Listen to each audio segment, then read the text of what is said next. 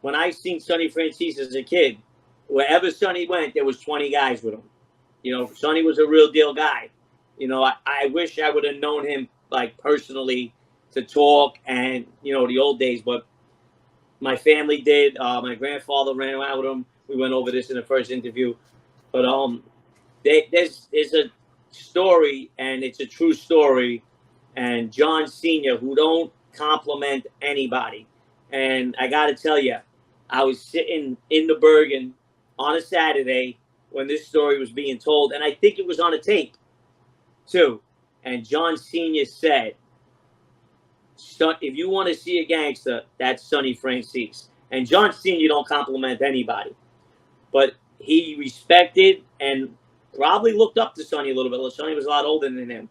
And he said it. And I believe it. He said it. You know, he said, if Sonny Franzese, now that's a gangster. It's exactly what he said. Sonny Franzese, now that's a gangster. And you'll never hear John say that about anybody. Yeah. And when you met, talk about the first time you met Sonny Franzese. I was my grandmother's wake. Mm-hmm. I'm going to tell you this. I found out later on. It's crazy because my mother, how do you bring a 5-year-old kid over? The guy's on the lam. He snuck in the funeral because out of respect for my grandfather, who was very good friends with him for years.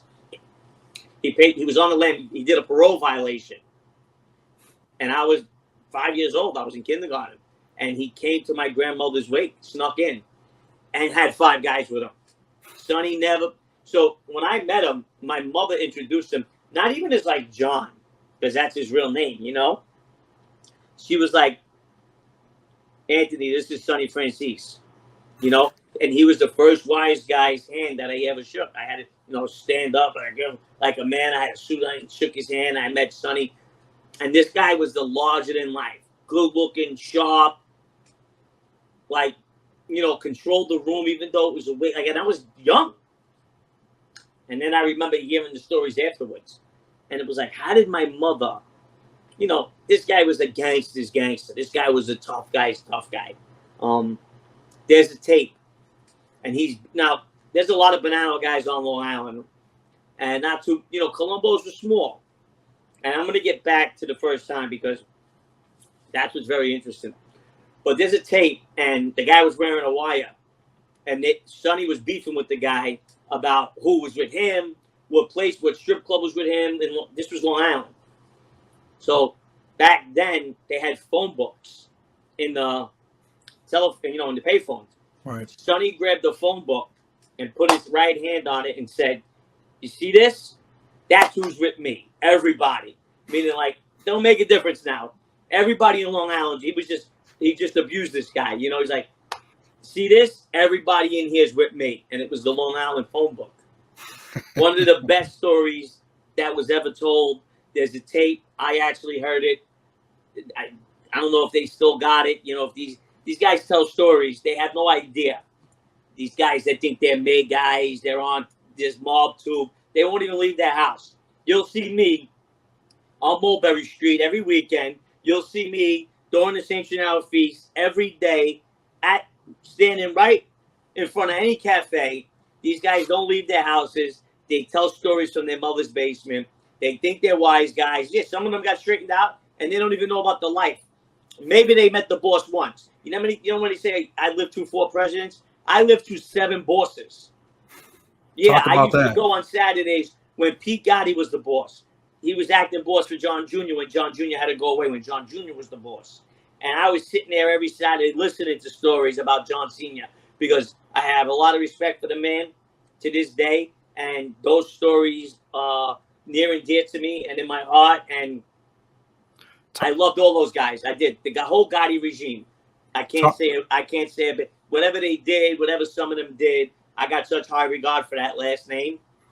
His youngest son, I still consider him a dear friend. He can think whatever they want about me. But like I said, I'm out there. These guys want to tell stories about wise guys. And yeah, you're right. I didn't get straightened out. But I was at more dinners, more meetings, more weddings than any one of these guys that are straightened out. Yeah. They had to go and meet wise guys before they got straightened out. I grew up with these guys. I walked in places with Ronnie, with wise guys, and they go to introduce me to other wise guys. And they're like, Hootie, I know Hootie since he's a baby. I know him when he was Russo. I knew these guys since I was a kid. I was around every family on 101st Avenue. I had no discipline. I had no curfew. I was running around doing whatever I wanted at 6, 7, 8 years old. Fireworks for this club, for that club. You know what I mean? So that's how it was. You know, and getting back to Sonny, Yeah. I thought until even as I got older, we didn't watch the news. I read the newspaper all the time. There wasn't a lot of stories in there about Sonny and the Colombo family. I thought there was a Franzese crime family most of my life. I thought, listen to me, that guy was bigger than life. Because all I did was hear people in the street talking. And this was, before. I think I heard when Pete Gotti was acting boss is when I heard the Sonny Franzese story about John Sr. Now, we were hearing it here and there, but hearing it from the boss, which guys that are made couldn't even sit next to the boss and play Continental or Romino, and I was there every Saturday. So stories like that, you know what I mean? But most of my life, I thought it was the Franzese crime family. I thought they were like Sonny was exceptional and he was separate. Like the bosses would be like what they did with what they did with Persico, with the snake. He did whatever he wanted. This guy represented himself during the Windows case. I mean, they cooked guys for that. The Colombo family did whatever they want. They had the least amount of guys. They had the least amount of firepower and the least amount of money. Yeah. And they did whatever they wanted. And the commission never said anything to them. So can you talk about the 7 bosses that you went through? Like, that were in your time. Well, that you went through? Yeah. I mean, that'd be a good one. I got to see John Sr. I was a kid, nothing to do with him. When I was running around with certain kids, they had a lot of beef with John Sr.'s youngest son and his friends. And he was by the club one day. I was young. I got to see him. It was like a movie. Everybody was there. He was the boss at the time. Because if you remember, when he became boss, he left Queens. He left the Bergen and went to Little Italy and took over Neil's club. So he really didn't want any part of the Queens crew anymore. He left that to his brother Pete. Handle that. That's all true. You know what I mean? So for him to be around was a big deal. I never got to see Sammy until he came out. But listen, they could say whatever they want about the guy. I'm gonna tell you this: I was in the Gambino family.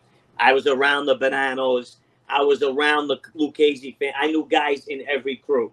Sammy was a real deal guy when he was in the street. I don't know him. He's doing great with his podcast. People can say whatever they want about him now.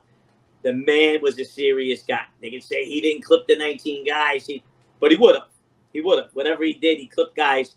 Guys in the streets were deathly scared of him. Another guy, Mikey Scars. They can say whatever they want about him. I was there.